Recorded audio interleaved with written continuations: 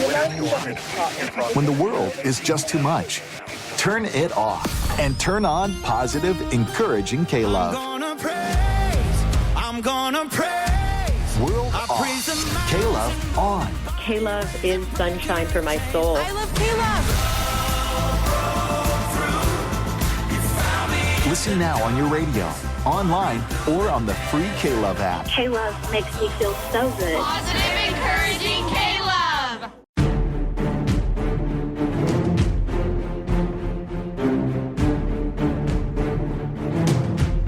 This is Beyond the Big Screen podcast with your host, Steve Guerra. Thank you for listening to the Beyond the Big Screen podcast. My name is Steve Guerra, and I will be your host. In this podcast, we will do exactly what the name of the podcast suggests. We will go beyond the big screen, by which I mean we will search for the real background, context, and true story behind movies. We will interview guest experts and authors to find out what the real story is behind our favorite books, films, television shows, genres, and much more. Beyond the Big Screen is meant to be a conversation between the guest, me, and of course you. We will dive deep into subjects to find out more. This podcast is a voyage of discovery into fascinating stories. We will dive into topics on science, history, sports, religion, literature, art, architecture, and much, much more just to get started. Just a little bit about me and my background if you're interested. I have hosted various podcasts, including the History of the Papacy podcast since 2013. I'm a teacher by trade. Most people think that when I say that I'm a teacher, that I must be a professor or high school teacher at least. In actuality, though, I have taught foundational reading and writing to elementary school children, especially struggling readers, for over 15 years. I don't know if that experience has helped me as a podcaster. I'd like to think it has, though. It has maybe informed the way I approach topics. Beyond the Big Screen, though, is not about me. It's about all of us, the topics, the guests, and most importantly, you. Okay, so now we've talked about what this podcast is, but let's also talk about what it is not. Beyond the Big Screen is not a movie review podcast. We may talk about the relative quality of movies, but we will not grade them. Also, be prepared for spoilers. We are exploring topics here. We've got to get into the details for our exploration. The discussion will not be an event-by-event description of any particular movie, though, so don't worry. The purpose of this podcast is to develop a deeper understanding of the topics that are discussed in movies and other media. I really appreciate that you've decided to come along with me on this journey. Add your voice to the conversation. You can like us on Facebook and Twitter by following the links in the show notes. You can also email me with questions, comments, or show and guest ideas. Send those to steve@a2zhistorypage.com. I always appreciate your support as well. A great way to support Beyond the Big Screen is to leave a rating and review on Apple Podcasts. These reviews really help me know what you think about the show and help other people learn about Beyond the Big Screen. Leave ratings and review on your podcatcher app of choice. If you like Beyond the Big Screen, tell a friend. Tell more than one friend. Keep your podcatchers updated for new episodes and updates all the time. If you are listening to this podcast on or around June 28th of 2021, when the podcast is launched, and you go ahead over to iTunes, search for the podcast, and leave a rating and review on iTunes, you can go over to BeyondTheBigScreen.com to learn how you can enter into a drawing to win a $50 Amazon gift card. That will be ending soon, so definitely go and do that right away. But we will also be having periodic drawings and contests for other merch, so I think you'll definitely stay tuned for more like that. Now listen to the next few minutes and you will get just a small sampler of teasers from a few of the great conversations you will get to join in on Beyond the Big Screen. You'll hear from the great Eric Fogg of the Reconsider podcast. You'll be hearing a lot from Eric. He has really thought-provoking insights and incredible passion. You'll also hear from some incredible authors like noted New Testament scholar Bart Ehrman.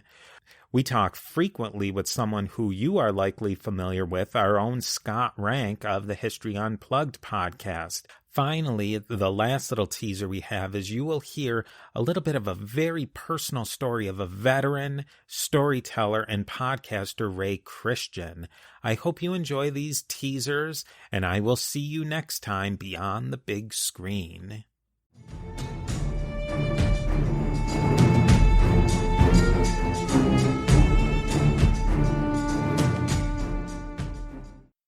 Every time I've seen it just with another person, like me and one other person in the dark, we are dead silent through that entire scene. But every time I see it with audiences, people laugh. And every time Hal says something, people laugh. And it actually reminded me of another Nietzsche book, Birth of Tragedy, where it's the tension is so high that like in this collective group, we're actually not able to sustain it. Because Hal is so desperate and we're so like, we start to connect with Hal. Now he's a murderous, rampaging AI, but all of a sudden we feel his fear and his agony and his anguish.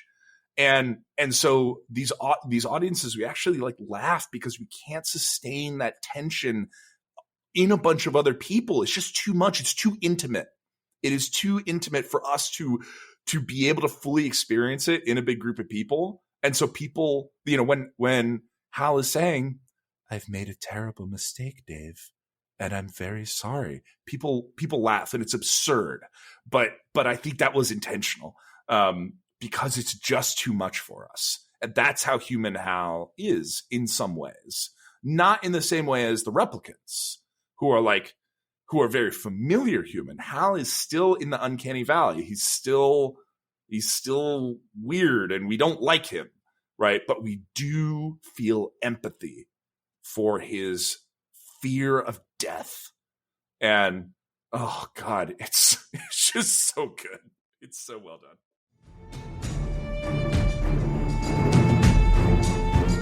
What was moving Christianity forward through the 100s and the 200s and the 300s in this movement towards becoming a dominant religion in the Roman Empire? Was it fait accompli at that time, or were there some things happening along the way?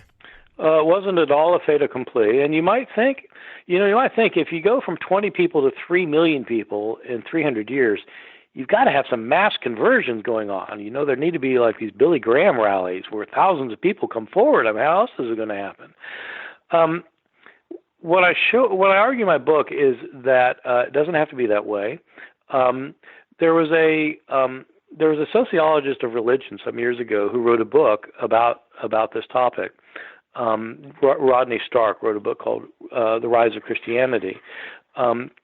Stark is not a historian of ancient Christianity or of the ancient world, and his book actually didn't get received very well by biblical scholars or by scholars of early Christianity because there are a lot of problems with it. But the one thing about him is that he's a sociologist, and nobody can crunch numbers better than a sociologist. And so what he knows how to figure population growth. And so what he did is he did something that nobody had ever tried before, which is he crunched the numbers. And he asked, how do you get from a small number early on to 5 or 6 million 300 years later? And what he shows is that you don't need to have massive conversions, and you don't need to have a miracle. All you really need is steady growth. And in his book, he argues that what you need is for the Christian church to grow at a rate of 40% every decade. In other words, if this year you've got 100 Christians, in 10 years from now you need 140 Christians, which means basically you need to convert 3 or 4 people a year. The 100 of you need to convert 3 or 4 a year. So what I do in my book is I show why his Stark's numbers are problematic in a lot of ways, but I show why the basic idea is right, and I tweak the numbers and I come up with, they're fairly comparable numbers actually, because it's absolutely right that what happens is you can, if there are 100 of you, and you convert, say 3 or 4 people this year. If it's 1,000 of you, then that 3 or 4 people is 30 or 40 people this year. If it's 10,000, then it's 300 or 400 of you a year, and you just keep going up like that. When you got 1 million people, and if you're converting, say 3%, well, okay, yeah. So 3% of 1 million is 30,000 people in 1 year. So then, at the same rate of growth, you're converting 30 or 40,000 people every year, and you do. So it's an exponential curve. And so what I show in this book is that early on, Christians are a very, very, very tiny little minority that nobody's ever heard of, and that's true even by the year 100. We sometimes think that Christianity 100 is starting to make a big impact on the Roman Empire. If you actually crunch the numbers, they're probably less than 1/60th of 1% of the empire at that point. And so most people have never even heard of them. But you keep going at that rate of growth, and when you get to about the year 300, you're up to 3 million people. And so it's a highly significant number.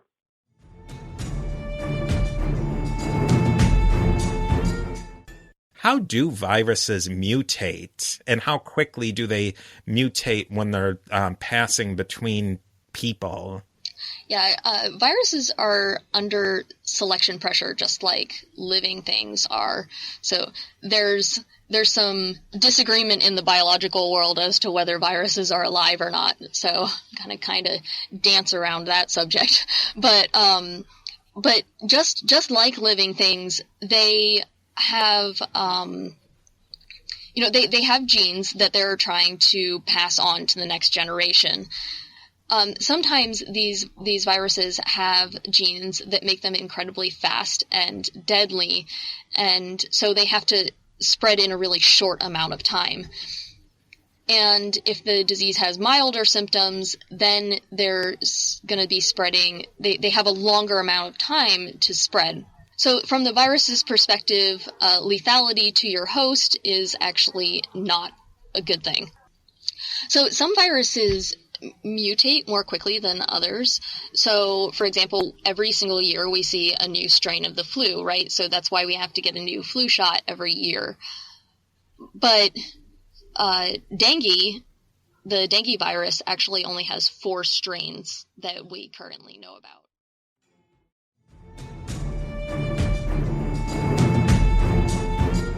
Does John Wayne, and Mongolian is a Turkic language, if I'm not mistaken. So with your expertise, John Wayne obviously nailed a Turkish accent, right? Yeah, it was really good. I mean, well, it's when you watch it, he is not doing anything different in his voice from whatever you would see in any John Wayne movie. He does not do anything but be himself, and which there are a couple times in this movie where it works because his actual character is completely unlikable.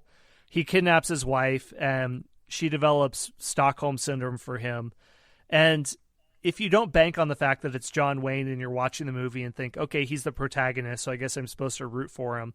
So by not even getting to the character, it does work because his actual written character is completely unlikable and impulsive. He says stupid things.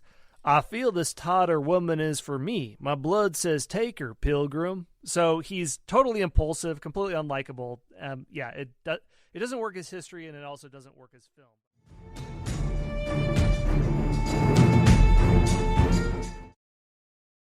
As a 17-year-old, what were your motivations for joining the military? And did you get a sense of any of those things going on, or was the military just, what was that feeling at that time? In the neighborhood, I can recall plenty of guys who were getting drafted, plenty of them who ended up in the Marine Corps. I can see in my mind's eyes these teenage guys that I knew were playing high school football, and within a year or two, they were drafted into the military. Some of these guys weren't the best scholars, or some of them were dropouts, but they still ended up getting drafted. Anyway, In later years, I started, there was still this thing in the community, in poor communities, that being in the military is better than doing nothing. And I think that when you come from a background that's harsh or hard or extreme, risking your life in a job is not that all unusual.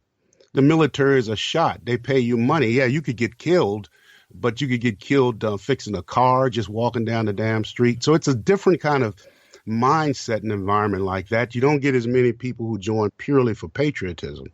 Now, my exact motivation was I thought I would check their block, get some respect. Maybe I'd get a little training. I had no intention of being a career soldier. And when I joined, there were a lot of people that had that same general reasoning.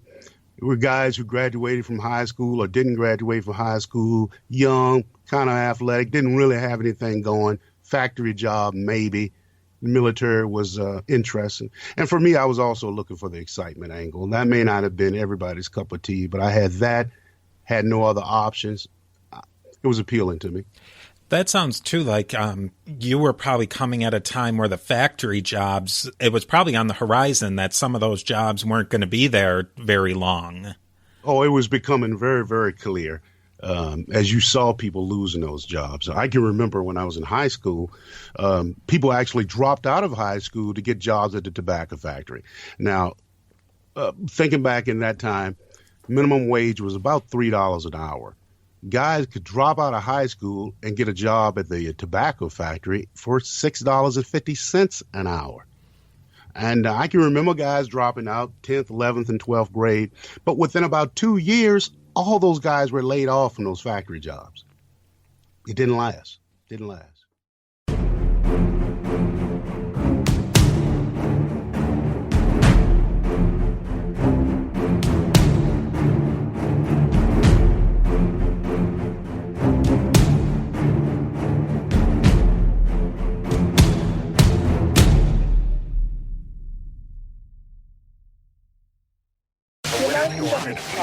When the world is just too much, turn it off and turn on positive, encouraging K-Love. I'm gonna praise. World off. K-Love on. K-Love is sunshine for my soul. I love K-Love. Listen now on your radio, online, or on the free K-Love app. K-Love makes me feel so good. Positive, encouraging K-Love. The Historical Jesus Podcast is the sweeping saga of the life and times of Galilean Jesus of Nazareth, as well as the faith, religion, and church founded to honor and disseminate his acts and teachings. Join me, Mark Vinette, on this fascinating journey through time, exploring the many great works of Christian theology, literature, architecture, music, and art inspired by the words and deeds of Jesus Christ.